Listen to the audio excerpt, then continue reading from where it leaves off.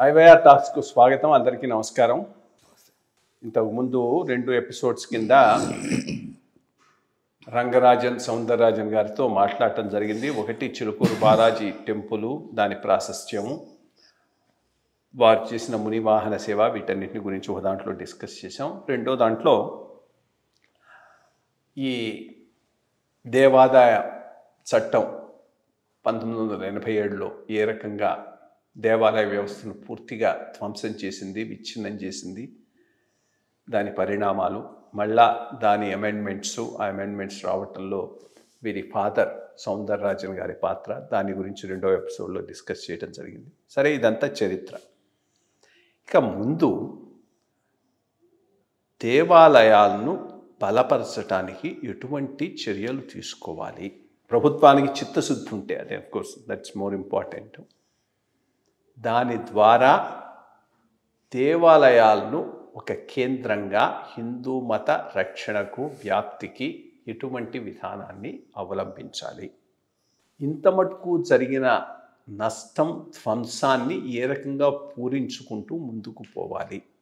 ఈ అంశాల మీద కన్స్ట్రక్టివ్ స్ట్రక్చర్, కన్స్ట్రక్టివ్ థింకింగ్, మారుతున్న పరిస్థితులకు అనుగుణంగా, అంటే ఈరోజు హిందూ మతంలో మొదటి నుంచి కూడా ప్రచారం అనేటటువంటిది భాగం కాదు.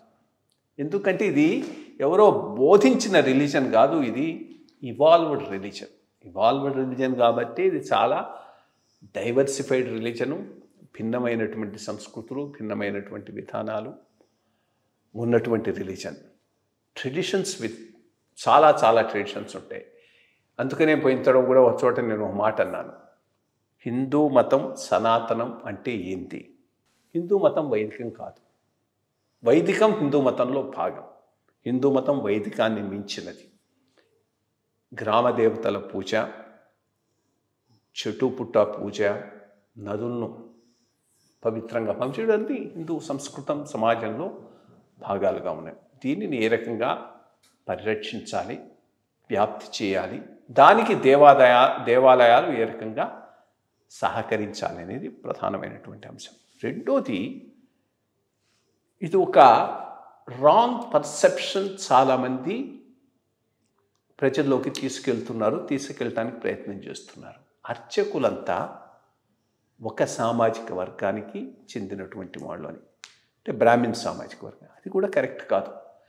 చిన్న దేవాలయాల్లో ఉన్న ఎక్కువ మంది అర్చకులు నాన్ బ్రాహ్మిన్స్ ట్రెడిషన్స్ ఉన్నాయి, నాన్ బ్రాహ్మిన్ అర్చకులు ఉన్నారు, ఎక్కువ మంది వాళ్ళు ఉన్నారు. చిన్న దేవాలయాలు అవి చాలా కమ్యూనిటీస్, సంఘం కమ్యూనిటీకి సంబంధించినటువంటి వాళ్ళు ఉన్నారు, లింగాయత్ కమ్యూనిటీకి సంబంధించినటువంటి వాళ్ళు ఉన్నారు, సాతాని కమ్యూనిటీకి సంబంధించినటువంటి వాళ్ళు ఉన్నారు.